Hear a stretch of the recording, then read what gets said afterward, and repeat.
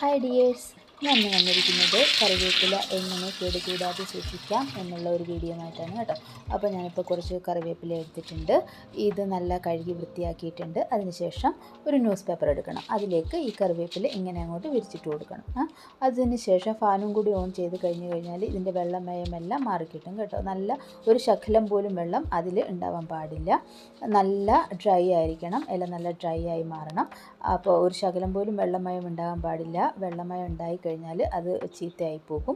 അതിനുശേഷം ഒരു air tight box എടുക്കാം. അതിലേക്ക് ഒരു ടിഷ്യൂ പേപ്പർ ഇട്ട് കൊടുക്കാം കേട്ടോ. അതിനുശേഷം ഈ കറിവേപ്പില ഇങ്ങനെ ഉതിർത്ത് ഇട്ട് കൊടുക്കണം.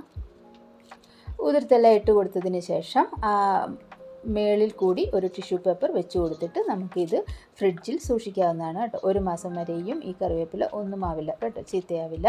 അപ്പോൾ വീഡിയോ ഇഷ്ടമായ ലൈക്ക് ചെയ്ത് സബ്സ്ക്രൈബ് ചെയ്ത് എന്നെ ഒന്ന് സപ്പോർട്ട് ചെയ്യുമല്ലോ. Thanks for watching.